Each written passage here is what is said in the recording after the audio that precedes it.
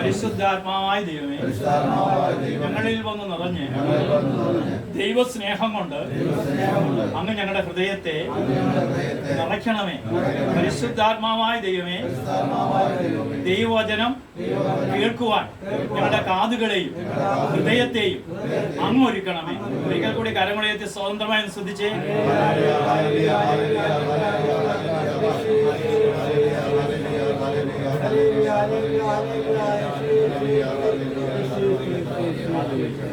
ഇടത്തും വലത്തിരിക്കുന്ന വ്യക്തിയുടെ കൈക്ക് പിടിച്ചുകൊണ്ട് പറ, ദൈവം താങ്കളെ അനുഗ്രഹിക്കുന്നു. ദൈവം ആരെ അനുഗ്രഹിക്കും? ചിരിച്ചോണ്ട് പറ, ഒന്ന് സന്തോഷത്തോട് പറ, ദൈവം താങ്കളെ അനുഗ്രഹിക്കും. Hallelujah, hallelujah. അതുകൊണ്ടാണ് ഇസ്രായേലിന്റെ ദൈവത്തോട് യാബാസ് 5 കാര്യങ്ങൾ അറിഞ്ഞാ പ്രാർത്ഥിച്ചത്. ഒന്ന് ദിനവൃത്താന്തങ്ങളുടെ പുസ്തകം 4:10 അവൻ അറിയാം ദൈവം അനുഗ്രഹിക്കുന്ന ദൈവമാണെന്ന്. ആർക്കറിയാം? യാബാസിനെ അറിയാം ദൈവം അനുഗ്രഹിക്കുന്ന ദൈവമാണെന്ന് പറഞ്ഞ എല്ലാവരും പറഞ്ഞ ദൈവം. കാരണം ഉൽപ്പത്തി, പുറപ്പാട്, ലേവ്യർ, സംഖ്യ, നിയമവർത്തനം 5 പുസ്തകങ്ങൾ അവൻ വായിച്ചപ്പോൾ 322 പ്രാവശ്യം 5 പുസ്തകങ്ങൾ എഴുതി വെച്ചിരിക്കുകയാണ്, നിന്റെ ദൈവം നിന്നെ അനുഗ്രഹിക്കും. ഹല്ലേലൂയ. ഉൽപ്പത്തി പുസ്തകം 1-ാം അധ്യായം 28-ാം വചനത്തിൽ ആദത്തെയും ഹവ്വായെയും അനുഗ്രഹിച്ച ദൈവം. ഹല്ലേലൂയ. വീണ്ടും നമുക്ക് കാണുന്നുണ്ട് ഇതാ എല്ലാത്തിനെയും അനുഗ്രഹിക്കുന്ന ഒരു ദൈവത്തെ കാണുന്നതാണ്. പുറപ്പാടിന്റെ പുസ്തകത്തിലേക്ക് വരുമ്പോൾ ആവർത്തിച്ച് അനുഗ്രഹിക്കുന്നു. നിയമാവർത്തനത്തില് അനുഗ്രഹിക്കുന്ന ഒരു ദൈവം, നിന്റെ ജോലിയെ അനുഗ്രഹിക്കുന്ന ദൈവം, നിന്റെ സമ്പത്തിനെ അനുഗ്രഹിക്കുന്ന ദൈവം, നിന്റെ ആഹാരത്തെ അനുഗ്രഹിക്കുന്ന ദൈവം, നിന്റെ സകലത്തെയും അനുഗ്രഹിക്കുന്ന ഒരു ദൈവം നമ്മുടെ കൂടെയുണ്ട്. ഇതാണ് ഒരു ക്രൈസ്തവന്റെ വിജയം, എന്നെ അനുഗ്രഹിക്കുന്ന ഒരു ദൈവം. അതുകൊണ്ടാണ് അവൻ പറഞ്ഞത്, ദൈവമേ നീ എന്നെ അനുഗ്രഹിക്കണമെന്ന് പറയാൻ കാര്യം, എന്റെ ദൈവം അനുഗ്രഹിക്കുന്നവനാന്ന് ആർക്കറിയാം? എന്റെ ദൈവത്തിന്റെ കയ്യിൽ അനുഗ്രഹം മാത്രമേ ഉള്ളൂ. ഹല്ലേലൂയ. പക്ഷെ ഞാൻ ദൈവത്തിന്റെ മകനാകണം, ദൈവത്തിന്റെ മകളാകണം. ആയിക്കഴിഞ്ഞാൽ നിന്റെ ദൈവം നിന്നെ അനുഗ്രഹിക്കും. കഷ്ടത വന്നാലും, സഹനം വന്നാലും, വേദന വന്നാലും, നൊമ്പരം വന്നാലും നിന്റെ ദൈവം അറിയാതെ നിന്റെ ജീവിതത്തിൽ ഒന്നും സംഭവിക്കുന്നില്ല. ഹല്ലേലൂയ. അതുകൊണ്ടാണ് തിമോത്തിയോസിനെ ലേഖനം എഴുതുമ്പോൾ പൗലോസ് ശ്ലീഹ എന്ത് പറഞ്ഞത്? 2 തിമോത്തിയോസ് 1:12 ഞാൻ ആരിലാണ് വിശ്വാസം അർപ്പിച്ചിരിക്കുന്നതെന്ന് എനിക്കറിയാം എന്ന് പറഞ്ഞ്, ഞാൻ ആരിലാണ് കരമുയർത്തി പറഞ്ഞ, ഞാൻ ആരിലാണ് വിശ്വാസം അർപ്പിച്ചിരിക്കുന്നത് എനിക്കറിയാം. ഞാൻ വിശ്വാസം അർപ്പിച്ചിരിക്കുന്ന വ്യക്തി ആരാ? ഈ പ്രപഞ്ചം മൊത്തം ഒരു വാക്കുകൊണ്ട് നിർമ്മിച്ചപ്പെട്ടവൻ. ഉണ്ടാകട്ടെ എന്ന് പറഞ്ഞപ്പോൾ ഇതാ ലക്ഷക്കണക്കിന് നക്ഷത്രങ്ങളെ ഉണ്ടാക്കിയവൻ. ഹല്ലേലൂയ. ഈ സൗരയൂഥങ്ങളെ ഉണ്ടാക്കിയവൻ. ഹല്ലേലൂയ. ഈ പ്രപഞ്ചത്തെ ഉണ്ടാക്കിയവൻ. ഒരു വാക്കുകൊണ്ട് നിർമ്മിച്ചവനാണ് എന്റെ ദൈവമെങ്കിൽ ഞാൻ വിശ്വസിച്ചിരിക്കുന്ന ദൈവം എനിക്ക് മതിയായവനാണ്. ഇതാണ് വിശ്വാസം. അവനെ ഒന്നിലും ആകുലപ്പെടും. സഹനം വന്നാലും. ഞാനൊരു കാര്യം ചോദിച്ചോട്ടെ, രോഗശാന്തി വിശ്വാസിക്കാണോ അവിശ്വാസിക്കാണോ? രോഗശാന്തി വിശ്വാസിക്കുള്ളതാണോ? അല്ല. രോഗശാന്തി വിശ്വാസിക്ക് വേണ്ടാന്ന്. രോഗം വന്നാലും നമ്മുടെ കൂടെ ആരുണ്ട്? രോഗം വന്ന് മരിച്ചാൽ എവിടേക്കാണ് നമ്മൾ പോകുന്നത്? അപ്പൊ രോഗശാന്തി ആർക്കുള്ളതാ? അവിശ്വാസിക്കുള്ള ഒരു അടയാളമാണ്. ഹല്ലേലൂയ. ഇനി അടുത്ത ചോദ്യം, ഈ ബൈബിൾ ജീവിക്കാനുള്ള പുസ്തകമാണോ? അല്ല. ജീവിക്കാനുള്ള പുസ്തകമൊക്കെ പഠിക്കുന്ന പുസ്തകമാണ്. ഇത് അതിജീവനത്തിനുള്ള പുസ്തകമാണ്. ജീവിക്കാനുള്ള പുസ്തകമാണ്. MBBS പഠിച്ചാൽ ഡോക്ടറാണ്, നഴ്സിംഗിന് പഠിച്ചാൽ നേഴ്സാണ്. അത് ജീവിക്കാനുള്ള പുസ്തകമാണ്. പക്ഷേ ഇത് ജീവിക്കാനുള്ള പുസ്തകമല്ല. ആരോടും പറയും മണ്ടത്തരം കേട്ടോ. ജീവിക്കാനുള്ള പുസ്തകങ്ങളൊക്കെ നമ്മൾ എഴുതി പഠിത്തം കഴിഞ്ഞിട്ട് വിറ്റിട്ടുണ്ട്. ബൈബിൾ ആരെങ്കിലും വിൽക്കുമോ? എന്താ? ഇത് അതിജീവിതത്തിന്റെ പുസ്തകമാണ്. നിന്നൊക്കെ ഇവിടുത്തെ കൊണ്ടൊരു ജീവിതമല്ല, ഒരിക്കലും അവസാനിക്കാത്ത ഒരു ജീവിതമുണ്ടെന്ന് പറയുന്ന പുസ്തകത്തിന്റെ പേരാണ് വിശുദ്ധ ഗ്രന്ഥം. ഹല്ലേലൂയ. അങ്ങനെയുള്ളവൻ ഈ ഗ്രന്ഥം ഇങ്ങനെ ഹൃദയത്തോട് ചേർത്ത് വെക്കും. 30 വർഷം കഴിഞ്ഞു, 31ാമത്തെ വർഷമാകുമ്പോഴും ഈ നെഞ്ചോട് ചേർത്ത് വെക്കുന്ന എന്താ? ഇത് അതിജീവനത്തിന്റെ പുസ്തകമാണ്. ഇന്ന് ഞാൻ മരിച്ച സ്വർഗ്ഗത്തിൽ പോകുന്ന ഉറപ്പ്. ഹല്ലേലൂയ. ഈ ഉറപ്പുള്ളവന് വിഷമിക്കേണ്ട കാര്യമുണ്ടോ? കഷ്ടങ്ങൾ സാരമില്ല, കടബാധ്യത, ഈ വീഴ്ച, ഇതെല്ലാം നന്മയ്ക്കാ. കേൾക്കുന്നുണ്ടോ? ഇത് അതിജീവിതത്തിന്റെ പുസ്തകമാണ്. Hallelujah, hallelujah, hallelujah. അപ്പൊ ഞാൻ ഇനി അടുത്ത ചോദ്യം, വിശുദ്ധ കുർബാന ആർക്കുള്ളത്? വിശുദ്ധ കുർബാന ആർക്കുള്ളത്? ചോദ്യത്തിന് ഉത്തരം പറ. ചോദ്യത്തിന് ഉത്തരം പൂർണ്ണമാവുന്നില്ല. വിശുദ്ധ കുർബാന ആർക്കുള്ളത്? വിശുദ്ധ കുർബാന വിജയിച്ചിട്ടുള്ളവർക്കാ. ആദ്യമായിട്ട് അപ്പവും വീഞ്ഞും കൊടുത്ത് ബൈബിളിൽ സ്വീകരിക്കുന്ന ആരെയാണ്? ഈശോയാണ്. നിങ്ങൾ ബൈബിൾ വായിച്ചിട്ടുണ്ടെങ്കിൽ പറ.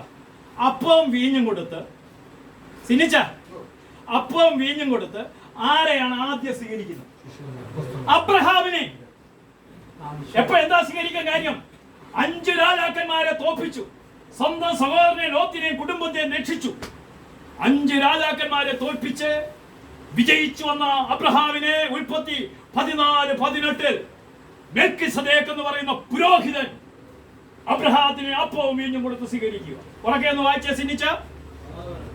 ഉൽപ്പത്തി 14:18 ഇവിടെ വരെ കേൾക്കണം.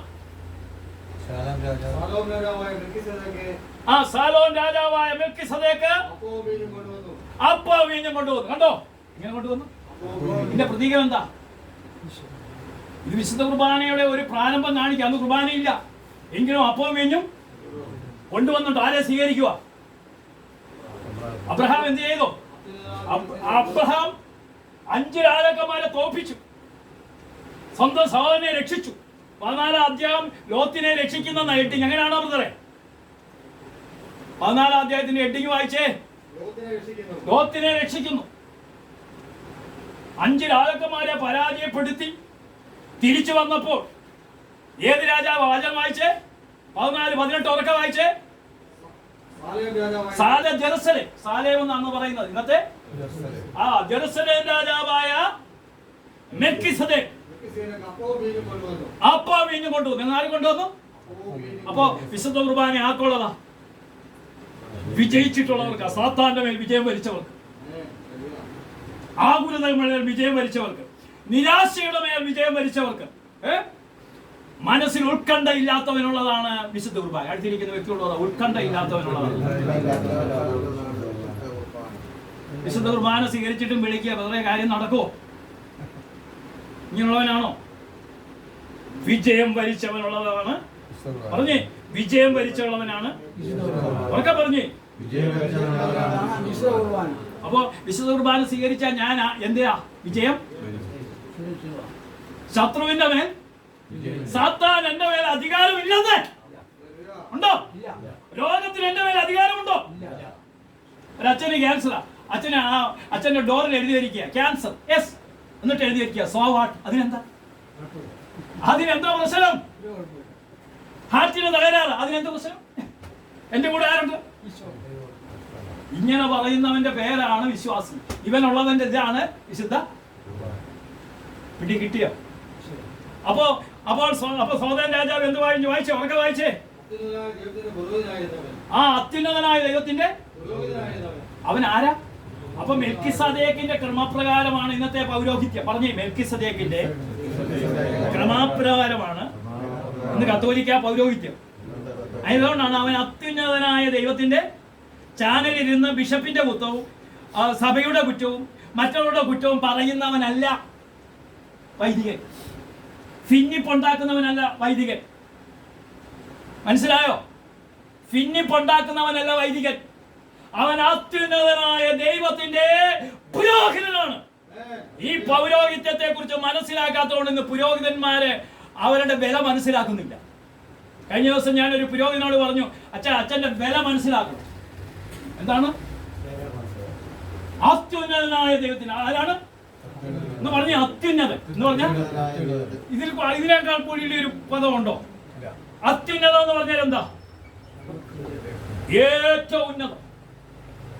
അത്യുന്നതനായ ദൈവത്തിന്റെ പുരോഹിതനാണ് നമ്മുടെ കത്തോലിക്ക സഭയിലെ എല്ലാ പുരോഹിതന്മാരും. എന്ന് പറഞ്ഞ് അത്യുന്നതനായ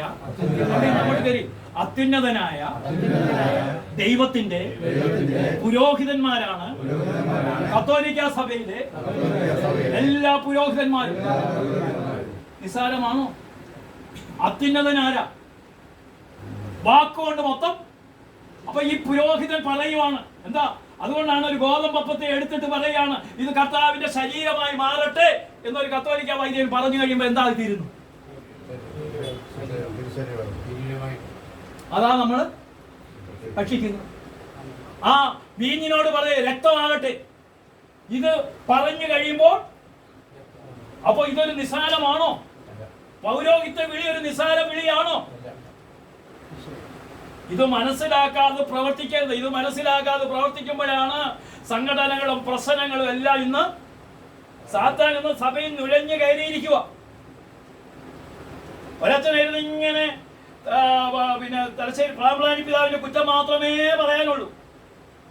ഒരു കറുത്ത വോട്ട് ഇട്ടുകൊണ്ടിരിക്കുക. ഞാൻ സംസാരിക്കുന്ന ഇന്ന വൈദികനാണെന്ന് പറഞ്ഞോണ്ടാ തുടങ്ങുന്നത്. ഒരു പിതാക്കന്മാരുടെ കുറ്റം പറയാൻ നിനക്ക് അവകാശമില്ല.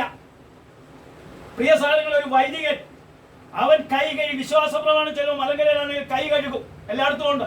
കൈ കഴുകി കഴിയുമ്പോൾ അവൻ ദൈവഭാവത്തിലായി കഴിഞ്ഞു. പിന്നെ ആ പുരോഹിതന് എത്ര കുറ്റമുണ്ടായാലും അവൻ ക്രിസ്തുഭാവമായി കഴിഞ്ഞു. അവൻ എത്ര സ്വഭാവ ദൂഷ്യമുള്ളവനാണെങ്കിലും അവന്റെ മേൽ അധികാരം ദൈവത്തിന് മാത്രമേ ഉള്ളൂ. ഇവിടെ വിശ്വാസികളിൽ ഇരുന്ന വൈദികന്റെ കുറ്റവും വൈദികന്റെ കോമഡിയും പറഞ്ഞുകൊണ്ടിരിക്കുന്ന കുടുംബം ഉണ്ടല്ലോ, തകർന്ന് തരിപ്പണമായി പോകും. പറയുന്നത് കേൾക്കുന്നുണ്ടോ? അവന് കുറവുണ്ടെങ്കിൽ ആരാ അതിന്റെ പരിഹരിക്കുന്നത്? ദൈവം ഏറ്റെടുത്തു. അപ്പൊ ഇതൊരു നിസ്സാര വിളിയല്ല എന്ന് ആദ്യം നമ്മൾ, അത്യുന്നതനായ ദൈവത്തിന്റെ പുരോഹിതനാണവൻ. വായിച്ചേ അയച്ചേ. അവൻ അബ്രഹാമിനെ ആശീർവദിച്ചുകൊണ്ട് പറഞ്ഞു, ആകാശത്തിന്റെയും ഭൂമിയുടെ നാഥനായ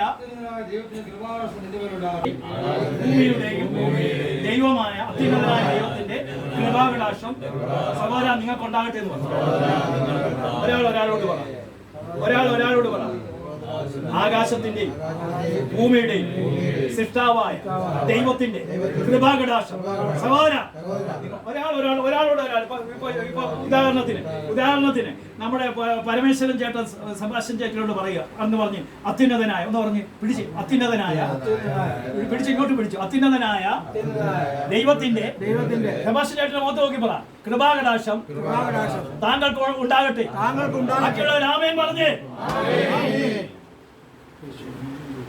ഞാൻ വേളാങ്കണ്ണിയിലെ 12ാമത്തെ ട്രിപ്പിലെ അത്യുന്നതനായ ദൈവത്തിന്റെ കൃപാകടാക്ഷം ഉണ്ടാകട്ടെ എന്ന് പരസ്പരം പറഞ്ഞുകൊണ്ടിരുന്നപ്പോഴേ ഹാർട്ടിന് ബ്ലോക്ക് ആയിട്ട് ഓപ്പറേഷൻ ചെയ്താൽ പ്രഷർ, ഈ ഷുഗറും പ്രഷറും ഒക്കെ ഉള്ളതുകൊണ്ട് മരിക്കുമെന്നുള്ള വ്യക്തിക്ക് പെട്ടെന്നൊരു കുളിരുണ്ടായി.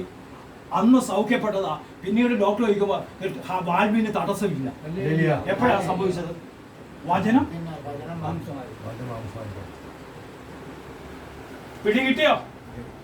പിടികിട്ടിയോ? Hallelujah, hallelujah. ഈ വചനം ഏറ്റു പറഞ്ഞ അത്ഭുതം നടക്കുമെന്ന് എവിടെ പറയുന്നു? അപ്പോസ്തല പ്രവർത്തനം 4-ാം അധ്യായത്തിലെ 4:24 തൊട്ടുള്ള തിരുവചനത്തിൽ വിശ്വാസികളുടെ പ്രാർത്ഥനയുണ്ട്. വിശ്വാസികളുടെ ധൈര്യത്തിന് വേണ്ടിയുള്ള പ്രാർത്ഥനയുണ്ട്. ആ വചനം ഒന്ന് വായിച്ച പകരെ അപ്പോസ്തല പ്രവർത്തനം 4-ാം അധ്യായം എടുത്ത് അതിന്റെ 23 തൊട്ട് വിശ്വാസികളുടെ 23 തൊട്ട് വായിച്ചേ.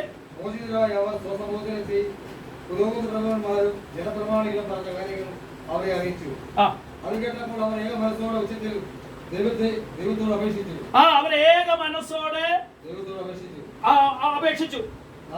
അപ്പൊ പീഡിപ്പിക്കാൻ ജനങ്ങളെ ഇവരെ ഭയങ്കര പീഡനകാലം പീഡിപ്പിക്കാനായിട്ട് വരികയാണ്. AD 35 തൊട്ട് AD 325 വരെ സഭയിൽ ഭയങ്കര പീഡനങ്ങൾ. 10 ചക്രവർത്തിമാരാണ് പീഡിപ്പിച്ചത്. ഹല്ലേലൂയ, ഹല്ലേലൂയ. നീറോ ചക്രവർത്തി വെച്ച് അവസാനം ഡൊമിനിഷ്യൻ ചക്രവർത്തി വരെയുള്ള പീഡനങ്ങൾ. ഈ 10 ചക്രവർത്തിമാരുടെ 312 വർഷത്തെ പീഡനം. അപ്പൊ ഈ പീഡനത്തിന്റെ ആരംഭത്തിൽ വിശ്വാസികൾ പ്രാർത്ഥിക്കുകയാണ്. എന്താ പ്രാർത്ഥിക്കുന്നതെന്ന് പ്രാർത്ഥിച്ച് സഹോദരൻ അങ്ങോട്ട് ഇരുന്നിട്ട് ബ്രദറിനെ ഇങ്ങോട്ട് വിടാം. ബ്രദറിങ്ങി വന്നേ പോ. ചിഹ്നിച്ചം ബദറിങ്ങി പോ. ഉറക്കെ വായി. എന്താ വായിച്ചേ? ആകാശത്തിന്റെയും ഭൂമിയുടെയും സമുദ്രത്തിന്റെയും അവയുടെ സകലത്തിന്റെ സൃഷ്ടാവേ. എങ്ങനെയാ പ്രാർത്ഥിച്ചത്? ആകാശത്തിന്റെയും ഭൂമിയുടെയും സമുദ്രത്തിന്റെയും അവയിലുള്ള സകലത്തിന്റെ സൃഷ്ടാവ് എന്ന് പറഞ്ഞ് ആകാശത്തിന്റെയും മുകളിലോട്ട് നോക്കി പറഞ്ഞു ആകാശത്തിന്റെയും ഭൂമിയുടെയും സമുദ്രത്തിന്റെയും സകലത്തിന്റെയും സകലത്തിന്റെ സൃഷ്ടാവ്. സമുദ്രത്തിൽ എത്ര ജോഡി മത്സ്യങ്ങളുണ്ടെന്ന് ഇതുവരെ കണ്ടെത്തിയിട്ട്, ഭൂമിയിലെ എത്ര സസ്യങ്ങളുണ്ടെന്ന് ഇതുവരെ, ഇതിന്റെ എല്ലാം സൃഷ്ടാവേ. എന്നിട്ട് അവരെന്ത് പറഞ്ഞു?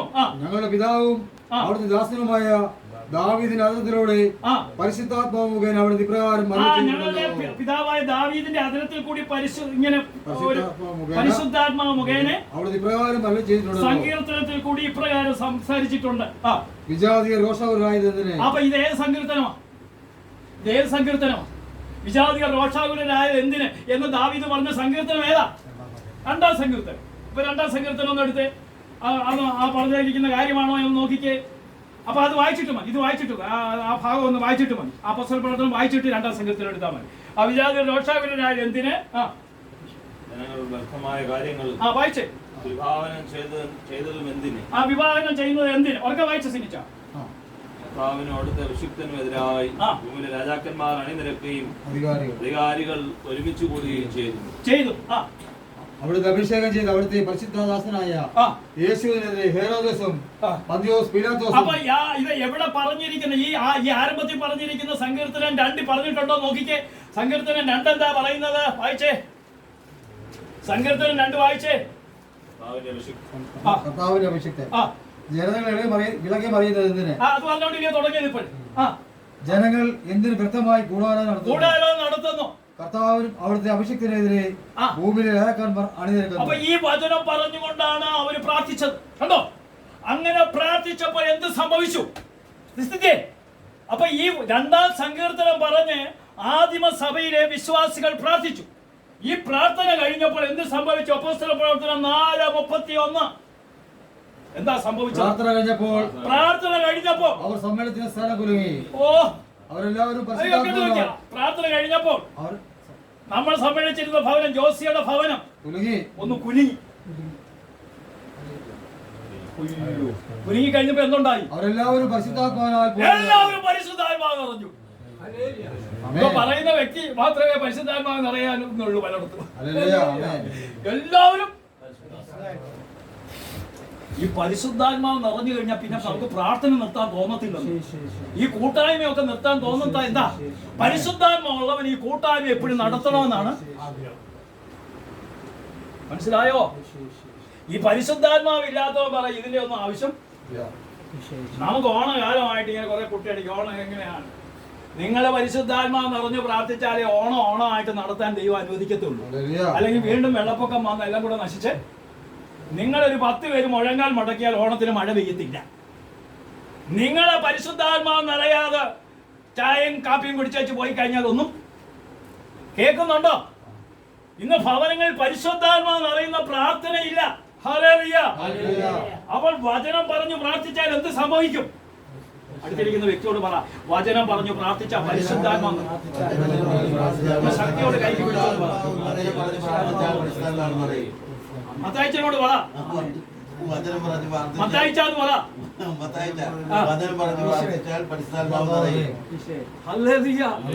അപ്പൊ പരിശുദ്ധാത്മാവ് നിറയണമെങ്കിൽ എന്ത് പറയണം?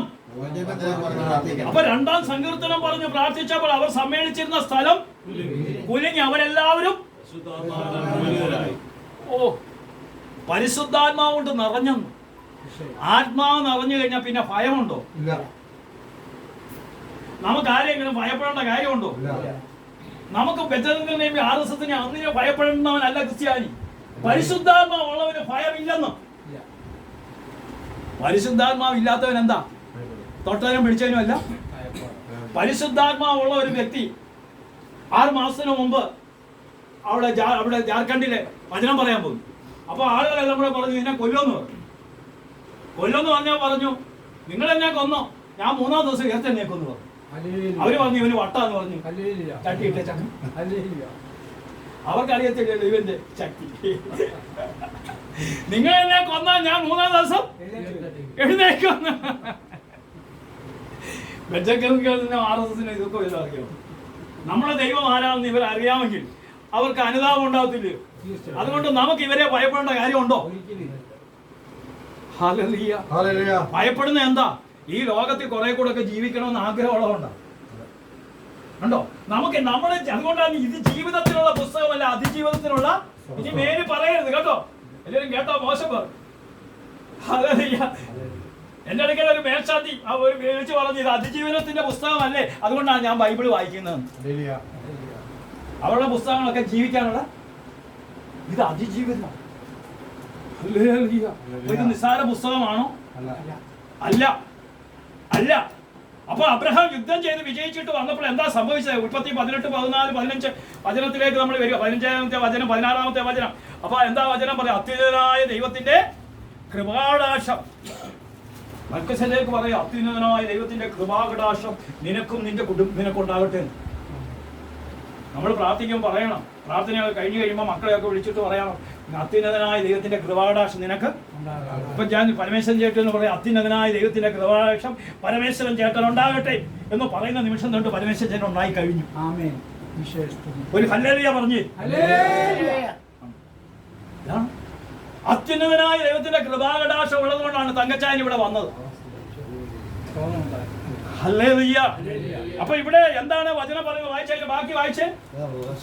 ഉൽപ്പത്തി 18, 14 തൊട്ടുള്ള 15-ാം വചനം തൊട്ടുള്ള മെൽക്കീസേദെക്ക് അപ്പം വീഞ്ഞും കൊണ്ട് അവനെ സ്വീകരിച്ചിട്ട് പറയുകയാണ്. എന്താ പറയുന്നത്? അബ്രഹാത്തിനെ ആശീർവദിച്ചുകൊണ്ട് പറഞ്ഞു, ആകാശത്തിന്റെയും ഭൂമിയുടെയും നാഥനായ, ആകാശത്തിന്റെയും ഭൂമിയുടെയും നാഥനായ, ആകാശത്തിന്റെയും ഭൂമിയുടെയും നാഥനായ. അപ്പൊ ആകാശത്തിന്റെയും ഭൂമിയുടെ നാഥനാര പറ. ആകാശത്തിന്റെ പ്ലെയിൻ, ഈ വിമാനം എല്ലാം കാത്തു സംരക്ഷിക്കുന്നവൻ ആരാ? ഈ സർവശക്തനായ ദൈവം എന്റെ മകൻ വിമാനത്തിൽ പോകുമ്പോഴേ കാത്തു സംരക്ഷിച്ചാൽ അമേരിക്കയിൽ എത്തേണ്ട സമയത്ത് എത്തുവോ? അപ്പൊ ആകാശത്തിന്റെയും ഭൂമിയുടെയും നാഥനായ ദൈവത്തിന്റെ കൃപാകടാക്ഷം നിന്റെ മേലുണ്ടാകട്ടെ. അപ്പൊ ഈ കൃപാകടാക്ഷം ഉള്ളവന്റെ പേരാണ് ക്രിസ്ത്യാനി, കത്തോലിക്കൻ. ഈ കൃപാകടാക്ഷം എനിക്കുണ്ടെന്ന് പറ, അടുത്തിരിക്കുന്ന വ്യക്തിയോട് പറ, ഈ കൃപാകടാക്ഷം ഇതെവിടെ പറയുന്നു? ഈ ഒരു ഗലാത്യ 3:9 അബ്രഹാത്തിന് കൊടുത്ത ഈ അനുഗ്രഹം നിനക്കുണ്ടെന്ന് പൗലോസ്ലീഹ പറയുക. ഗലാത്യ 3:9 പറയുക, നിങ്ങൾ മറക്കരുത്. ഗലാത്യ 3:9 പൗലോസ്ലീഹ പറയുക. എന്താ പറയുന്നത്? വായിച്ചേ. ഗലാത്യ 3:9 വായിച്ചോ? ബദൽ കിട്ടിയെങ്കിൽ വായിച്ചോ ബദലെ. ഗലാത്യ 3:9 ആകയാൽ വിശ്വാസമുള്ളവർ വിശ്വാസിയായ അബ്രഹാത്തോടൊത്ത്. എല്ലാവരും പറഞ്ഞു ആകയാൽ വിശ്വാസമുള്ളവർ. അബ്രഹാത്തിന് കിട്ടിയ എല്ലാ അനുഗ്രഹവും എന്റെ കുടുംബത്തിനും പറ. അടുത്തിരിക്കുന്ന വ്യക്തിയോട് പറ, അബ്രഹാത്തിന് കിട്ടിയ എല്ലാം.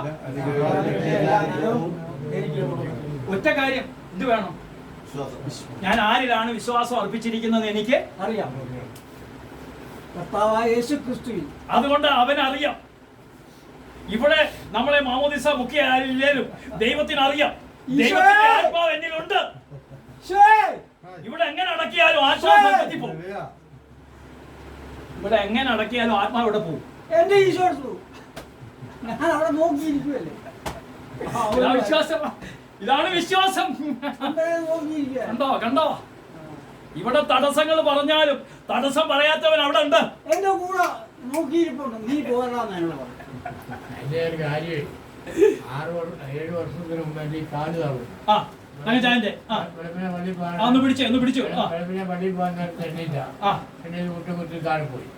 എണ്ണീറ്റ് കഴിഞ്ഞപ്പോഴത്തേക്കിന് കപ്പലാമൂട്ടിലെ അച്ഛൻ അനുമനെ 2 പ്രാവശ്യം കാണാൻ വന്നു. രണ്ടാമത്തെ പ്രാവശ്യം വന്നു, ചായ ഒരു വാക്കർ ഉണ്ടാക്കിക്കൊണ്ട് വരാം.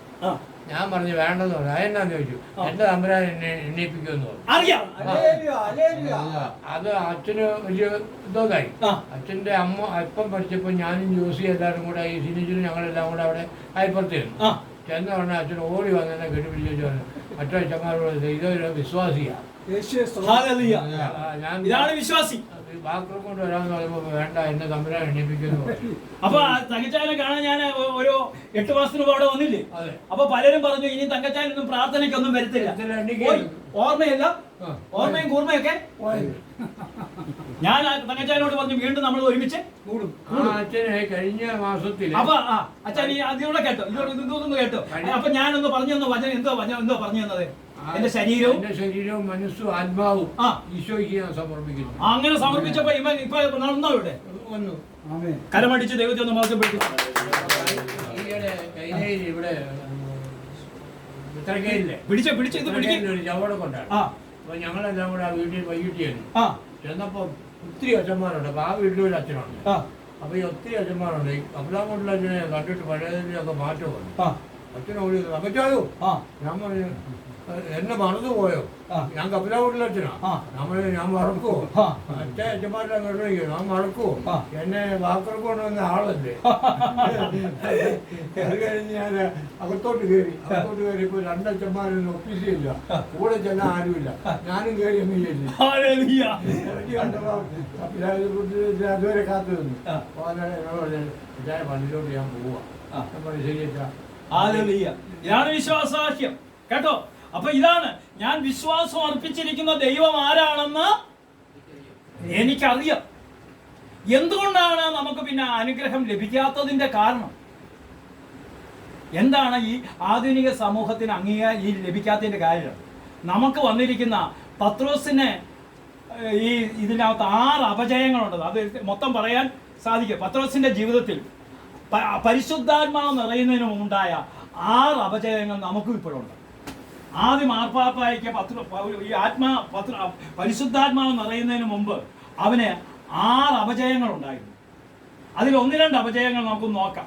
ഒന്നാമത്തെ അപജയം വിശുദ്ധ മത്തായിയുടെ സുവിശേഷം 16-ാം അധ്യായം 13 തൊട്ട് 23 വരെ. എത്ര? മത്തായി 16. ആയിഷേ മത്തായി 16. എല്ലാവരും നേറ്റു പറയേ. വിശുദ്ധ മത്തായി 16 13 തൊട്ട് 23 വരെ. വായിച്ച് സിനിച്ച അവർക്ക് പത്രോസിന്റെ വിശ്വാസ പ്രഖ്യാപനം. യേശു കേസറിയ ഫിലിപ്പി പ്രദേശത്തെത്തിയപ്പോൾ ശിഷ്യന്മാരോട് ചോദിച്ചു മനുഷ്യപുത്രൻ ആരാണെന്നാണ് ജനങ്ങൾ പറയുന്നത്? ഈ മനുഷ്യപുത്രൻ ആരാണെന്നാണ് ജനങ്ങൾ പറയുന്നത്. ജനങ്ങളുടെ അഭിപ്രായം എന്താ? അവരെന്ത് പറഞ്ഞു? അവർ പറഞ്ഞു ചിലർ സ്നാപയോഹനാൻ എന്ന് പറഞ്ഞു, മറ്റു ചിലർ ഏലിയ എന്നും വേറെ ചിലർ ജെറമിയ അല്ലെങ്കിൽ പ്രവാചകന്മാരിൽ ഒരുവൻ എന്നും പറയുന്നു.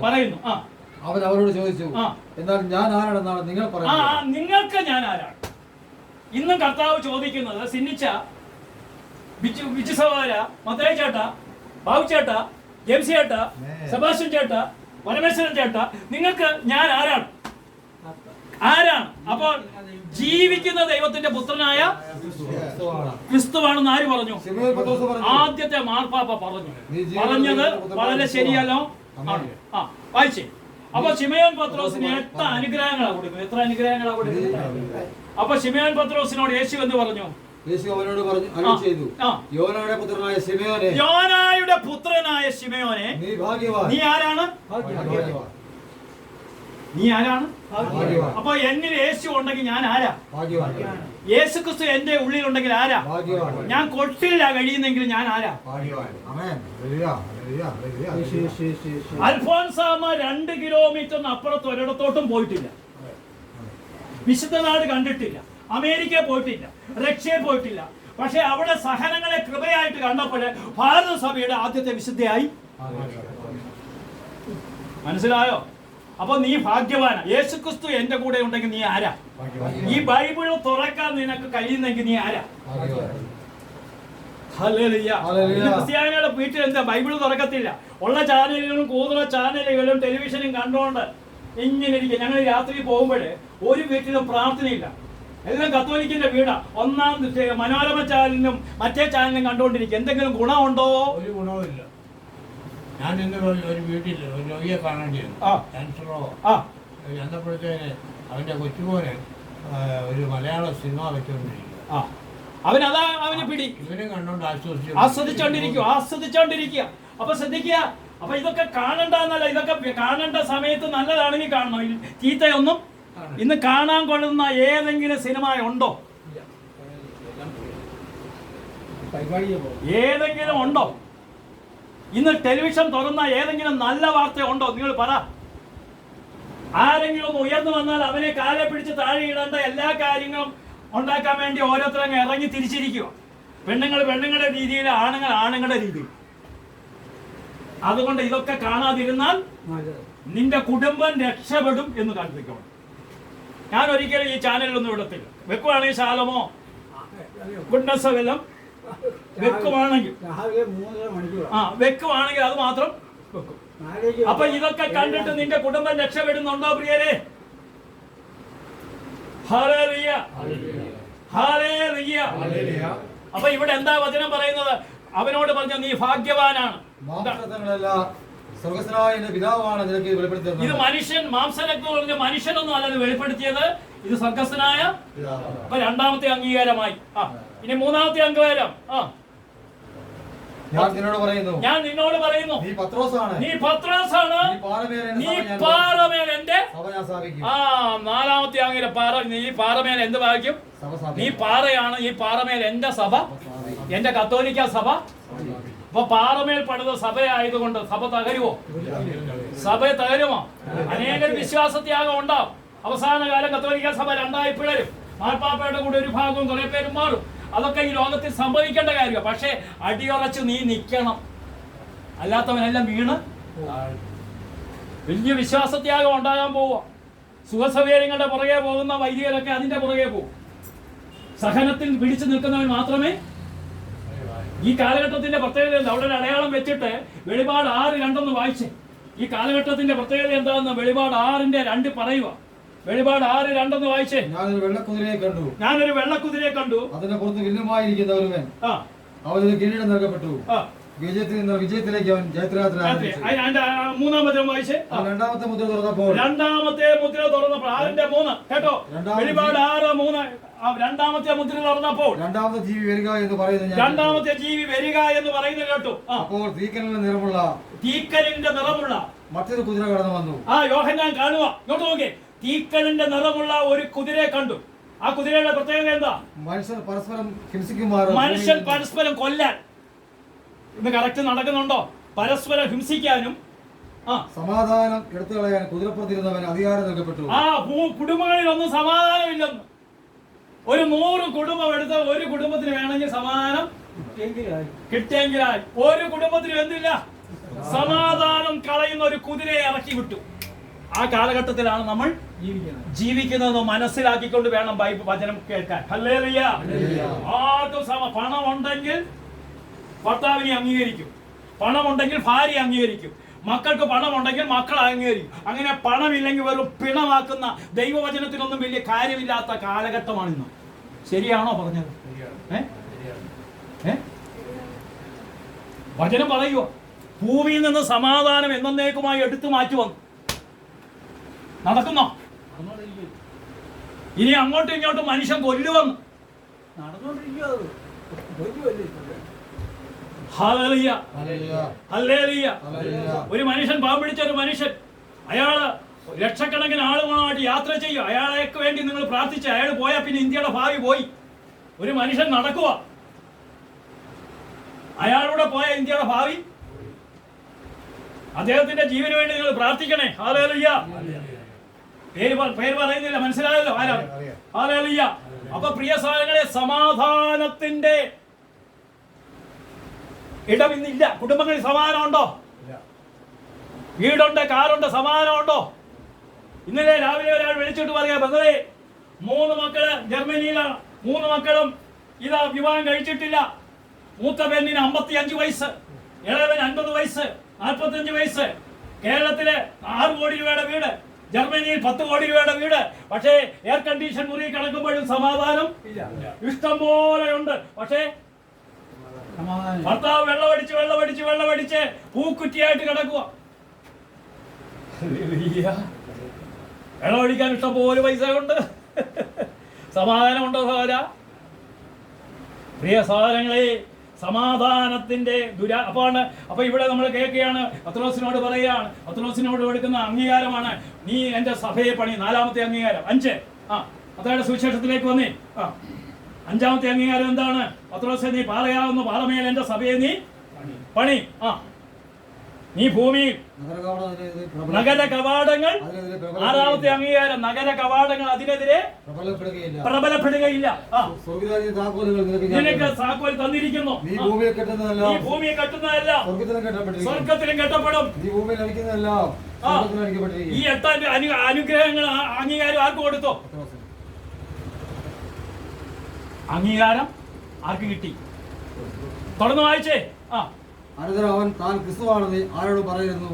ശിഷ്യന്മാരോട് കൽപ്പിച്ചു. അടുത്ത പീഡാനം ഉത്ഥാനം. വായിച്ചു.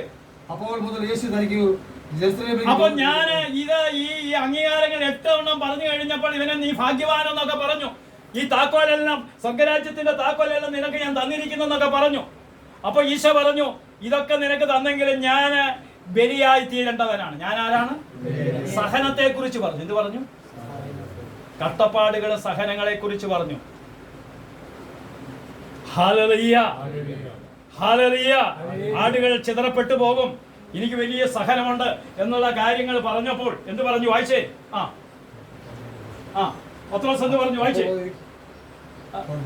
അപ്പോൾ മുതൽ യേശു തനിക്ക് ജെറുസലേമിലേക്ക് പോകാനിരിക്കുന്നുവെന്നും ശ്രേഷ്ഠന്മാരിൽ നിന്നും പ്രധാന പുരോഹിതന്മാരിൽ നിന്നും നിയമജനിൽ നിന്നും വളരെയേറെ സഹിക്കേണ്ടി വരുമെന്നും താൻ വധിക്കപ്പെടുമെന്നും എന്നാൽ 3-ാം ദിവസം ഉയർപ്പിക്കപ്പെടുമെന്നും ശിഷ്യന്മാരെ അറിയിച്ചു തുടങ്ങി. അപ്പൊ ഇതെല്ലാം ഞാൻ വധിക്കപ്പെടും. ഈ സഹനമുണ്ട്. ഈ സഹനത്തിലാണ് കൃപ. സഹനമുണ്ടെങ്കിൽ എന്തുള്ളൂ? കൃപയുണ്ട്.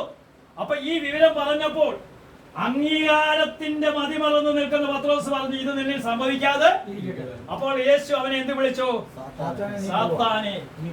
അപ്പൊ ഇന്നത്തെ നമുക്കുള്ള അപജയം എന്താ? അംഗീകാരത്തിൽ മതിമറന്ന് സഹനങ്ങളെ വേണ്ടാന്ന് വെച്ചു. കണ്ടോ? ഇപ്പൊ തന്നെ വാട്സപ്പിൽ എത്ര ലൈക്ക് കിട്ടും, എത്ര വ്യൂസ് ഉണ്ട്. ലൈക്ക് ചെയ്യണേ, എന്ന് സബ്സ്ക്രൈബ് ചെയ്യണേ എന്നൊക്കെ ഇല്ലേ ഇത് പറയുന്നത്. ഒരു രോഗശാന്തി നടക്കുമെന്ന് പിടിച്ച് അംഗീകാരത്തിൽ മതിമറക്കുന്ന ഒരു സമൂഹമാണ് നമ്മുടെ മക്കളെ. എല്ലാത്തിനും A+ കിട്ടുവാണെങ്കിൽ 10 ഫ്ലക്സ് ബോർഡ്. ഹല്ലേലൂയ. അംഗീകാരത്തിന് വേണ്ടി ജീവിക്കുന്ന ഒരു സമൂഹമായി കത്തോലിക്ക സഭ ഇന്ന് തീർന്നിരിക്കുക. കുരിശുകൾ ഇന്ന് വേണ്ട, സഹനങ്ങൾ വേണ്ടാത്തത് കൊണ്ട് ക്രിസ്തു വളരുന്നുണ്ടോ? അപ്പോൾ അംഗീകാരത്തിൽ മതിമറന്നു സഹനങ്ങൾ വേണ്ടാന്ന് വെച്ചു. അങ്ങനെ പറഞ്ഞ് അംഗീകാരത്തിൽ മതിമറന്നു സഹനങ്ങൾ. അംഗീകാരത്തിൽ മതിമറന്നു. നീ ഭാഗ്യവാനാണെന്ന് പറഞ്ഞു. സ്വർഗരാജ്യത്തിന്റെ താക്കോലുകൾ നിനക്ക് തരുമെന്ന് പറഞ്ഞു. നീ ഭൂമിയിൽ അഴിക്കപ്പെടുന്നതല്ല സ്വർഗത്തിലും അഴിക്കപ്പെടുമെന്ന് പറഞ്ഞു. നീ ഭൂമി കെട്ടപ്പെടുന്നതല്ല സ്വർഗത്തിലും കെട്ടപ്പെടുമെന്ന് പറഞ്ഞു. ഇതെല്ലാം കേട്ടപ്പോൾ അംഗീകാരം കൊണ്ട് അങ്ങ് തുള്ളിച്ചാടി മതി മറന്നിട്ട് എന്ത് പറഞ്ഞു? ഇന്ന് നമ്മുടെ ഗോസ്പൽ എന്തുവാ? നമ്മുടെ ഈ ലോകത്തിലെ കാര്യങ്ങളൊക്കെ നടക്കണം, അതിന്റെ അപേക്ഷ. മരിച്ചതിന് ശേഷം ഈ ആത്മാവ് സ്വർഗത്തിൽ പോകണമെന്ന് ആഗ്രഹിക്കുന്നവർ എത്ര പേര് വന്നിട്ടുണ്ട്? ഈ കഷ്ടതയൊന്നും എനിക്കൊരു സാരമില്ലെന്ന് പറയുന്ന എത്ര പേരുണ്ട്? നമുക്ക് പരാതി ഒഴിഞ്ഞിട്ട് ഒരു നേരമുണ്ടോ പ്രിയരെ? ദൈവസന്നദ്ധിയിൽ പരാതി പറഞ്ഞുകൊണ്ടിരിക്കുന്ന വ്യക്തി എങ്ങനെ ആത്മീയനാകും? ആത്മീയ മനുഷ്യന് പരാതികളില്ല. അതാണ് കൃപ നിറഞ്ഞ ജീവിതം. കൃപ നിറഞ്ഞെന്ന് പറഞ്ഞാൽ പരിമിതിയുടെ നടുവിലും എനിക്ക് പരാതിയില്ല. കടബാധ്യതകളാണെങ്കിൽ ദൈവമേ നന്ദി, സ്തോത്രം. നടക്കാൻ വയ്യായെങ്കിലും ദൈവമേ നന്ദി. ശരീരത്തിന്റെ കാലേ വേദനയേ ഉള്ളൂ, ആത്മാവ് ശക്തനാ. ആത്മീയ മനുഷ്യൻ ആത്മാവിന് ബലമുണ്ടോ? ആത്മാവിന്റെ ബലമാണ് ക്രിസ്ത്യാനിക്ക് വേണ്ടത്. ആത്മാവിന് ബലം നടക്കേണ്ട കാര്യമൊന്നുമില്ല. വീട്ടിൽ ഇരുന്ന് പ്രാർത്ഥിച്ചാലും. വിശുദ്ധ കൊച്ചേസ്യ ലോകത്തൊരിടത്തും നടന്നു പോയിട്ടില്ല. അവൾ വീട്ടിലിരുന്ന് പ്രാർത്ഥിച്ചു. ഹല്ലേലൂയ. അപ്പോൾ ഇന്നത്തെ പത്രോസിന്റെ ആദ്യത്തെ സ്വഭാവമാണ് ഇന്ന് സഭയ്ക്കുള്ളത്. അംഗീകാരങ്ങളിൽ മതിമറന്നു. അംഗീകാരങ്ങളിൽ അവൻ 2 കോടി രൂപയുടെ പള്ളി വെച്ചാൽ ഞാൻ 10 കോടി രൂപയുടെ പള്ളി വെക്കും. അവൻ 15 കോടി രൂപയുടെ പള്ളി വെച്ചാൽ ഞാൻ 25 കോടി രൂപയുടെ പള്ളി വെക്കും. ഞങ്ങൾ നിസ്സാര കൂട്ടരൊന്നും. ഹല്ലേലൂയ. എന്റെ സഹോദരങ്ങളെ, ഈ ലോകത്തിൽ കാണുന്ന കെട്ടിടങ്ങളൊക്കെ ഒരു 3 സെക്കൻഡ് ഒന്ന് കുലുങ്ങിയ തീരാനുള്ള നശിച്ചു പോകുന്ന കാര്യങ്ങൾക്ക് 1-ാം സ്ഥാനം കൊടുക്കുന്നവരുടെ പേരാണ് മാർപ്പാപ്പ. ലിയോ 14 മാർപ്പാപ്പ കഴിഞ്ഞ ദിവസം ലോകത്തോട് പറഞ്ഞു, നിങ്ങൾ എല്ലാ ദിവസവും ഈ വചനം ആവർത്തിക്കണം. ഏത് വചനം? 2 പത്രോസ് 3:10-11 വചനം. 2 പത്രോസ് 3:10-11 വചനം നിങ്ങൾ ആവർത്തിച്ച് പ്രാർത്ഥിക്കണോ? ഇപ്പോഴത്തെ മാർപ്പാപ്പ പറയുക ലോകത്തോട്. എന്താ പറയുന്നത്? 2 പത്രോസ് 3:10, 10-11 കർത്താവിന്റെ ദിനം കള്ളനെ പോലെ വരും. അപ്പോൾ ആകാശം വലിയ ശബ്ദത്തോടെ ഈ ആകാശം വലിയ അപ്രത്യക്ഷമാകും. മൂലപദാർത്ഥങ്ങൾ യാമ്പലാകും. ഈ ലോകത്തിലുള്ള കെട്ടിടങ്ങൾ മൊത്തം ശാമ്പലാകും. അതുകൊണ്ട് വലിയ വലിയ കെട്ടിടങ്ങളൊന്നും വെക്കല്ലേ എന്നാണ് മാർപ്പാപ്പ പറയുന്നത്. ഭൂമിയും അതിലുള്ള സമസ്തവും കത്തി നശിക്കുന്ന കാര്യത്തിന് ബാങ്കിൽ നിന്ന് കടമെടുത്താ ലോൺ എടുത്താ വീട് വെക്കുന്നത്. ഭാര്യയ്ക്കും ഭർത്താവിനും കുവൈറ്റ് ജോലിയാ. ഞാൻ ചോദിച്ചു എത്ര, അവ പറഞ്ഞ 5 കോടി. ഞാൻ പറഞ്ഞ സഹോദരി ഒരു 1 കോടി നീ നോക്കി നിർത്ത്. 5 കോടിയൊക്കെ എടുത്തു കഴിഞ്ഞാൽ നിങ്ങൾക്ക് ജോലി പോയാൽ എന്ത് സംഭവിക്കും? അത് ബ്രദറിന്റെ അസൂയ നിമിത്തം പറയുന്ന അപ്പുറത്തേന്ന് അവള് പറയുന്നു. ഭർത്താവ് ഇരിക്കുമ്പോ എനിക്ക് 5 കോടി രൂപ വെക്കുന്നതിന്റെ അസൂയ 8 വർഷത്തിന് മുമ്പ് പറഞ്ഞതാ. ഇപ്പൊ ജപ്തി നടപടി കഴിഞ്ഞ് ഭാര്യയും ഭർത്താവും വാടക വീട്ടിലാണ് കഴിയുന്നത്. ഇപ്പൊ വിളിക്കുക ബ്രദറെ വാടക വീട്ടിൽ വന്നു പ്രാർത്ഥന. ഞാൻ പറഞ്ഞു വരുത്തി വന്നു. അന്ന് കേൾക്കാത്തവർ ഇനിയും കേട്ടിട്ടെന്തോ കാര്യം. അന്ന് ഭർത്താവിനെ ഒരു പൂച്ച കടിച്ചതാ. അവർ കേൾക്കുന്നുണ്ടായിരിക്കും. ഇപ്പൊ പൂച്ച കടിച്ചതാ കേക്ക്. അദ്ദേഹം അലർജി വന്ന് കുവൈറ്റിലെ ജോലി രാജിവെച്ചപ്പോ ഭർത്താവിന്റെ കൂടെ വന്ന് അവിടെ ജോലി പോയി. ബാങ്കുകാർ ചെണ്ടയും കൊട്ടിക്കൊണ്ട് വന്ന് കൊണ്ടുപോയി. മനസ്സിലായോ? പ്രിയ സാരങ്ങളെ, ഈ നശിച്ചു പോകുന്ന കാര്യത്തിന് 1-ാം സ്ഥാനം കൊടുക്കുന്ന ക്രൈസ്തവ, നിന്റെ ആത്മാവ് നഷ്ടപ്പെട്ടു. അതാ മാർപ്പാപ്പ പറയുന്നത്. ഭൂമിയും അതിലുള്ള സമസ്തവും കത്തി നശിക്കുന്ന കാര്യത്തിന് വേണ്ടി ഓടുക. ഈ പള്ളിയുടെ മനോഹരതയിലൊക്കെയാണോ ദൈവം വരുന്നത്? നിന്റെ ഹൃദയമാണ് മനോഹരമാകേണ്ടത്. ഈ പള്ളിയിൽ ഇങ്ങനെ കൊത്തുപണികളൊക്കെ വെച്ചാൽ അവിടെ ദൈവം പ്രസാദിക്കുമോ? നിന്റെ ഹൃദയത്തിൽ ഈ പള്ളിയിൽ എഴുതുന്നവരെല്ലാം 4 തട്ട, ഓരോ സംഘടനകളാണ്. അവരാച്ചന്റെ കൂടെ വരെ, ചാക്കാച്ചന്റെ കൂടെ ഒരാള്, സിന്നിച്ചന്റെ കൂടെ കുറെ പേര്, ഇങ്ങനെയൊക്കെ ആയിക്കഴിഞ്ഞാൽ പള്ളി രക്ഷപ്പെട്ടു. ഞാൻ എക്സാമ്പിൾ പറഞ്ഞതേ ഉള്ളൂ കേട്ടോ. ഇങ്ങനൊക്കെ ആയാൽ ഒരിക്കലും രക്ഷപ്പെടില്ലെന്ന്. ഇവരെല്ലാം നശ്വരമായാൽ വിശുദ്ധിയോടും, അത് എഴുതി വെക്കണം. അത് വീട്ടിൽ ഇങ്ങനെ അണ്ടൊക്കെ അക്ഷരത്തിൽ എഴുതി വെക്കണം. ഇവയെല്ലാം നശ്വരമാകയാൽ വിശുദ്ധിയോടും ദൈവഭക്തിയോടും കൂടെ ജീവിക്കുന്നതിൽ നിങ്ങൾ എത്ര ശുഷ്കാന്തിയുള്ളവരായിരിക്കണം. ഇതാണ് ഇന്ന് സഭ പഠിപ്പിക്കേണ്ടത്. വിശുദ്ധിയോടും. നാഗാലാൻഡില് 25,000 രൂപയുടെ പള്ളി, 450 പേരാ വരുന്നത്. അവിടെ കുർബാന ചൊല്ലുമ്പോൾ ഈശോ ഇറങ്ങി വരുമെന്ന് അച്ഛൻ പറയുന്നു. അച്ഛന് താമസിക്കുന്ന വീട് ഈ പലകയടിച്ചതാ. കരണ്ടൊന്നും അവിടെ അവിടെ കിടന്നുറങ്ങിയാൽ മാലാഹമാർ അച്ഛനെ താങ്ങുന്ന മെഷീനറി അച്ഛൻ പറയുന്നത്. എന്റെ ഇതൊക്കെയാണ്. അവിടെ 5 ലക്ഷം രൂപ എനിക്കുണ്ടെങ്കിൽ 20 പള്ളി പണിയാവുന്ന. 5 ലക്ഷം രൂപ ഉണ്ടെങ്കിൽ എത്ര പള്ളി പണിയാം? പ്രിയ സഹോദരങ്ങളെ, ഈ നശിച്ചു പോകുന്ന കാര്യങ്ങൾക്ക് 1-ാം സ്ഥാനം കൊടുക്കുന്നത് മെത്രാനായാലും അച്ഛനായാലും കണക്ക് കൊടുക്കേണ്ടി വരും. ഇത് തുറന്ന് പറയണം. അൽമേന് തുറന്ന് പറഞ്ഞില്ലെങ്കിൽ അപകടമാകും. എല്ലാത്തിനും കൈയടിക്കാനല്ല ദൈവജനം ഇരിക്കേണ്ടത്. തെറ്റിനെ തെറ്റാണെന്ന് ചൂണ്ടിക്കാണിക്കണം. അല്ലാതെ മെത്രാന്റെ അച്ഛന്റെ കുറ്റമല്ല പറയേണ്ടത്.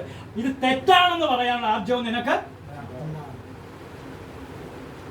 ഞങ്ങളുടെ ബന്ധുവാ, എൻ്റെ മാവനാണ് സിർമാർ ബസ്, ഇപ്പോഴത്തെ കാതോലിക്ക ബാവൻ.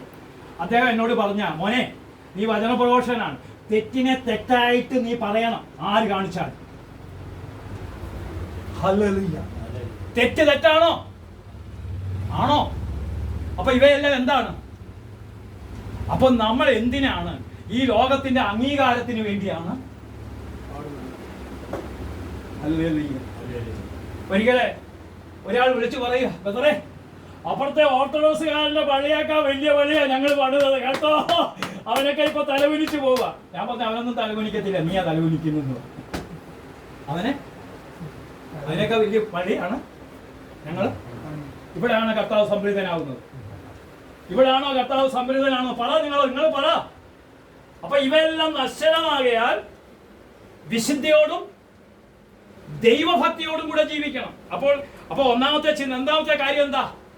അംഗീകാരത്തിൽ മതിമറന്ന സഹനങ്ങൾ വേണ്ടെന്ന് വെച്ചു. ഇനി 2ാമത്തെ പോയിന്റ്, 7 പോയിന്റാ പറയാനുള്ളത്. അതിൽ 2ാമത്തെ പോയിന്റിലൂടെ പറഞ്ഞു നിർത്തുക.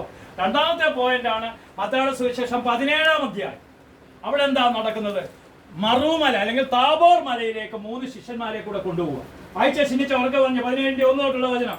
യേശു 6 ദിവസം കഴിഞ്ഞ് പത്രോസ് യാക്കോബ് അവരുടെ സഹോദരൻ യോഹന്നാൻ എന്നിവരെ മാത്രം കൂട്ടിക്കൊണ്ട് ഒരു ഉയർന്ന മലയിലേക്ക് പോയി. എവിടെ പോയി? ഉയർന്ന മലയിലേക്ക് പോയി. അവൻ അവരുടെ മുമ്പിൽ വെച്ച് രൂപാന്തരപ്പെട്ടു. അവരുടെ മുമ്പിൽ വെച്ച് എന്തുപെട്ടു? രൂപാന്തരപ്പെട്ടു. അവന്റെ മുഖം സൂര്യനെ പോലെ വെട്ടിത്തിളങ്ങി. അവന്റെ വസ്ത്രം പ്രകാശം പോലെ ധവളമായി. മോശയും ഏലിയായും അവരോട് സംസാരിക്കാനായി അവർ കണ്ടു. മോശയും ഏലിയായും വന്ന് അവരോട് സംസാരിക്കാനായി കണ്ടു. അതിന്റെ അർത്ഥം എന്നാ? നമ്മൾ വിശുദ്ധിയോടുകൂടി ജീവിച്ചാൽ നമ്മൾ ഇതുപോലെ മോശയെ ഏലിയാവിനെ പോലെയൊക്കെ അവിടെ കാണും. ഏലിയാവിനെ കണ്ടു. പത്രോസ് യേശുവിനോട് പറഞ്ഞു. പത്രോസ് യേശുവിനോട് പറഞ്ഞു, കർത്താവേ, നാം ഇവിടെ ആയിരിക്കുന്നത് നല്ലതാണ്. നമുക്ക് ഇവിടെ ആയിരിക്കുന്നത് നല്ലത്. നിനക്ക് സമ്മതമാണെങ്കിൽ ഞാൻ 3 കൂടാരം ഉണ്ടാക്കാം. എന്താണ് കർത്താവ് പറഞ്ഞു? എന്നോട് പറയാം. എന്താ പറഞ്ഞത്? അപ്പൊ മലമുകൾ താഴ്വരയിലെ മറന്ന് മലമുകളിൽ ഇങ്ങനെ ഭക്തി ഇങ്ങനെ ദിവ്യാകാരുണ്യത്തിൽ ഇരിക്കുക. പാലായിൽ ഒരു അമ്മച്ചി ധ്യാനം കൂടാൻ വന്നു. അമ്മച്ചിയുടെ മരുമോള് ഡോക്ടറാ. ആ ഡോക്ടർ ധ്യാനം കൂടിയതിനു ശേഷം എന്നോട് വന്ന് പറഞ്ഞു, അയ്യോ അമ്മച്ചി ഒന്ന് ഉപദേശിക്കണം, മുന്നിൽ വന്നിരുന്ന് ഹല്ലേലൂയ സ്വത്രം പറയുന്നില്ലയോ? 8 അടി പൊക്കമുള്ള ഡിവൈൻ മേഴ്സിയുടെ ഒരു രൂപം വീട്ടിലുണ്ട്. നേരം വെളുക്കുമ്പോൾ അവിടെ ചെന്നിട്ട് ആ ഈശോയുടെ അതിദാരുണമായ പീഡാസഹനങ്ങളെ പ്രതി എന്ന് പറഞ്ഞുകൊണ്ട് അങ്ങ് തുടങ്ങും. 2.5 വയസ്സുള്ള കൊച്ചുണ്ടല്ലോ, എനിക്ക് 8:30 ഹോസ്പിറ്റലിൽ പോകണം. വേലക്കാലത്ത് 8:30 കഴിഞ്ഞേ വരുത്തുള്ളൂ. ഈ കുഞ്ഞ് കിടന്ന് കരയുമ്പോൾ അമ്മച്ചി അമ്മച്ചി എന്ന് വിളിക്കുമ്പോൾ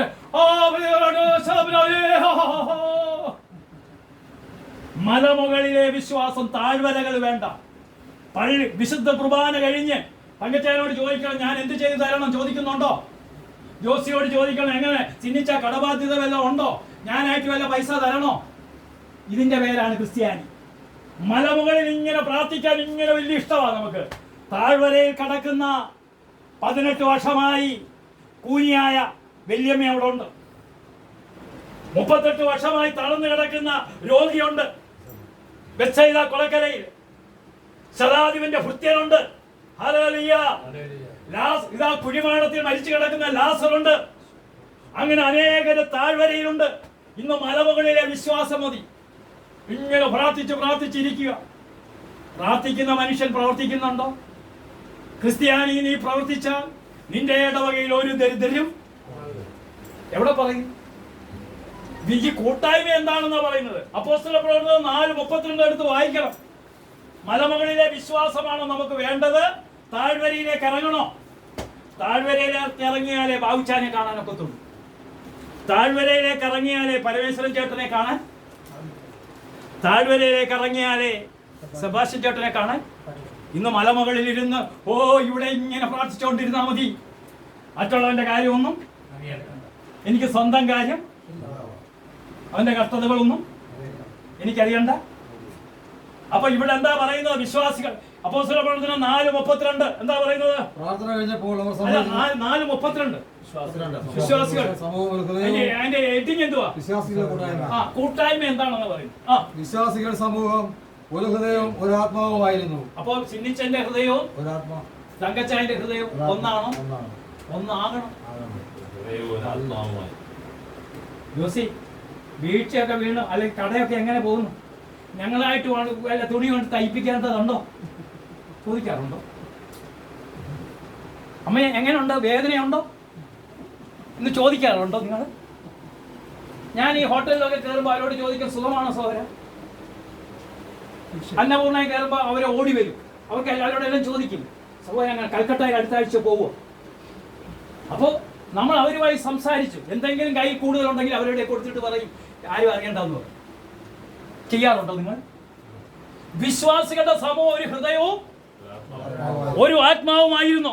ആരും തങ്ങളുടെ വസ്തുക്കൾ സ്വന്തം ആവശ്യപ്പെട്ടില്ല. എല്ലാം പുരുഷത്തായിരുന്നു. അപ്പോസ്തലന്മാർ കർത്താവായ യേശുവിന്റെ പുനരുദ്ധാനത്തിന് വലിയ ശക്തിയോടെ സാക്ഷി നൽകി. അവർ തൊടുമ്പോ രോഗികൾ എഴുന്നേറ്റ് ചാടും. അവരെല്ലാവരുടെയും മേൽ കൃപാവരം സമൃദ്ധമായി ഉണ്ടായിരുന്നു. അവരുടെ ഇടയിൽ ദാരിദ്ര്യം അനുഭവിക്കുന്നവർ, അവരുടെ ഇടയിൽ കടബാധ്യതയുള്ളവരാരും ഉണ്ടായിരുന്നില്ല. ജപ്തി നോട്ടീസ് ഉള്ളവരാരും ആർക്കും ജപ്തി ഇല്ലായിരുന്നെന്ന്, കടബാധ്യത ഇല്ലായിരുന്നെന്ന്. കാര്യം എന്നാ? ഇവന്റെ പങ്ക് അവർക്ക് കൊടുക്കും, എനിക്കുള്ളതെല്ലാം നിനക്കൂടെ. നമ്മളിപ്പോ ബാങ്കിൽ കൂട്ടിക്കണ്ട് എത്ര ബാങ്കിലുണ്ട്? 14 ബാങ്കിൽ അക്കൗണ്ട്. എന്നിട്ട് പച്ചമണി എഴുതി ചുവന്ന എഴുതി കത്തിച്ചുകൊണ്ടിരിക്കുക. ഇപ്പൊ എന്തിനാ കത്തിക്കുന്നത്? 14 ബാങ്കിൽ അക്കൗണ്ട് ഉണ്ട്, മൂത്ത മോൻ കല്യാണം കഴിഞ്ഞിട്ട് 17 വർഷമായി, മക്കളില്ലാത്തതുകൊണ്ട് പച്ചയും ചോദ്യം കത്തിച്ചോട്ടെ. 14 ബാങ്കിലെ പൈസ ആർക്കെങ്കിലും കൊടുക്കുന്നുണ്ടോ? മാതാവിന് ഇഷ്ടപ്പെടൂ? ഈ ബൈബിളിൽ പറയുന്ന അനുസരിച്ച് ജീവിക്കാൻ തുടങ്ങുമ്പോഴാണ് മലമുകളിലെ വിശ്വാസം താഴ്വരയിലെ വിശ്വാസം വേണം. എല്ലാ ദിവസവും കുർബാന പോകുന്നുണ്ട്. ഒരിടത്ത് ഞാൻ ധ്യാനിപ്പിക്കാൻ ചെന്ന പ്രൈസിനോട് അല്ലല്ലോ, ഞാൻ വിചാരിച്ചു ഇവരുള്ളതൊരു ഓളമാണല്ലോ. ഞാൻ അച്ഛനോട് പറഞ്ഞു, അച്ഛൻ നല്ലതാണല്ലോ ആ പെണ്ണുമ്പിള്ള എൽസമ്മ നല്ലതാക്കുന്നത്. പക്ഷെ എൽസമ്മ ഉണ്ടല്ലോ, തൊട്ടടുത്ത് കിടക്കുന്നവന് ഒരു ശകലം ഇടം കൊടുത്ത് അവർക്ക് അപ്പുറത്ത് ഇലക്ട്രിസിറ്റി വലിക്കാം. ഇവരുടെ വീട്ടിൽ നിന്ന് ഒരു പോസ്റ്റ് ഇട്ടാൽ മതി, അവൾ കൊടുക്കത്തില്ല. പഞ്ചായത്ത് മെമ്പർ പറഞ്ഞു, ഏറ്റവും ഞാൻ തന്നെ ചെന്നിട്ട് പറഞ്ഞു, അവൾ പറഞ്ഞു അച്ഛൻ പള്ളിക്കാരി നോക്കിയാൽ മതി, എൻ്റെ വീട്ടുകാരും ഞാനും എൻ്റെ ഭർത്താവും കൂടെ നോക്കിക്കും. നന്മ നിറഞ്ഞ മറിയമേ എന്ന് ചൊല്ലിയ പള്ളി നെട്ടും. ജീവിതത്തിൽ യാതൊരു നന്മയും ഇല്ല ഈ വർഗത്തിന്. പ്രിയ സഹോദരങ്ങളെ, ഇങ്ങനെ ഉഡായ്പകളൊന്നും നടത്തിയ ക്രിസ്ത്യാനി രക്ഷപ്പെടില്ലെന്ന്.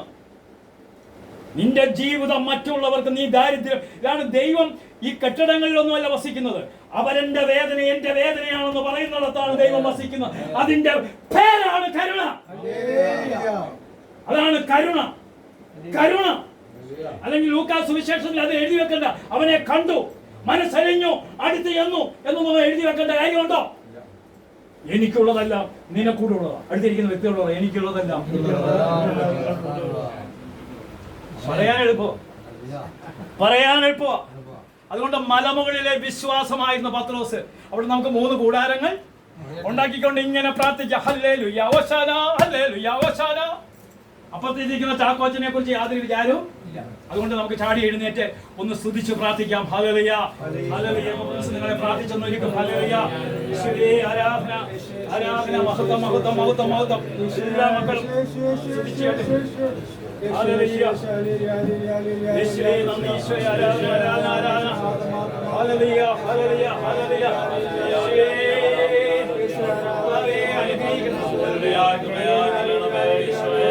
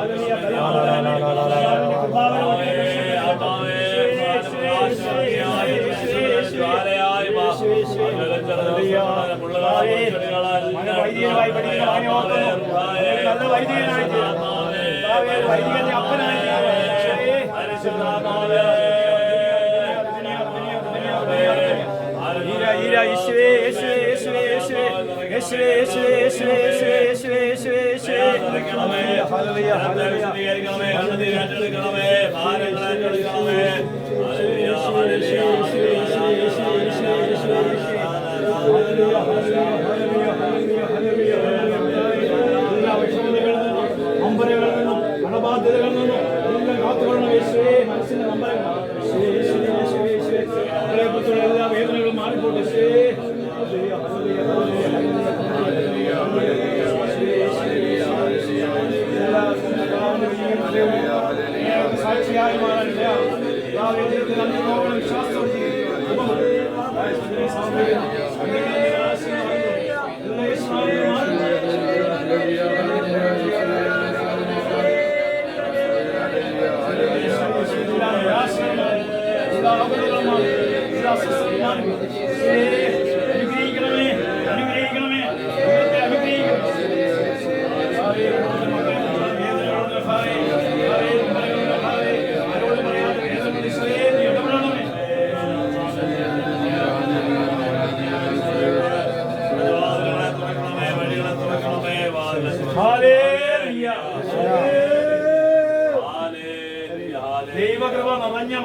സ്വസ്തി കർത്താവ് അങ്ങയോടുകൂടെ അങ്ങ് സ്ത്രീകളിൽ അനുഗ്രഹിക്കപ്പെട്ടവളാകുന്ന ഫലമായി ഈശോ അനുഗ്രഹിക്കപ്പെട്ടവൾ.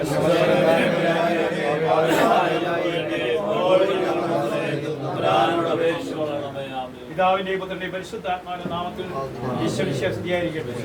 നമ്മുടെ പ്രാർത്ഥനാ കൂട്ടായ്മ മാസത്തിലുള്ള ഒരിക്കലും മുടക്കാൻ പാടില്ല എന്ന ഈ സന്ദേശം. അപ്പൊ അടുത്ത പ്രാർത്ഥന എവിടെ നടത്തണമെന്നുള്ള കാര്യം സിനിച്ചന്റെ എവിടെ ആണോ? അടുത്ത പ്രാർത്ഥന കേട്ടോണേ. അടുത്ത പ്രാർത്ഥന, ഈ പ്രാർത്ഥന ഇതിന്റെ പ്രസിഡന്റ് സിനിച്ചന്റെ ഭവനത്തിൽ വെച്ചാണ്. അപ്പൊ എല്ലാവരും പങ്കെടുക്കണം. തീയതി സിനിച്ചനെ ഞാൻ അറിയിക്കും. അറിയിച്ചു കഴിയുമ്പോൾ ആ തീയതി അനുസരിച്ച് എല്ലാവരും പങ്കെടുക്കണം. അപ്പൊ നമുക്ക് 8 നോയമ്പ് കഴിഞ്ഞിട്ട് 8 നോയമ്പ് കഴിഞ്ഞൊരു ഡേറ്റ് പറയാം. അപ്പൊ അത് സിനിച്ചനെ അറിയിക്കാം. ഓക്കെ.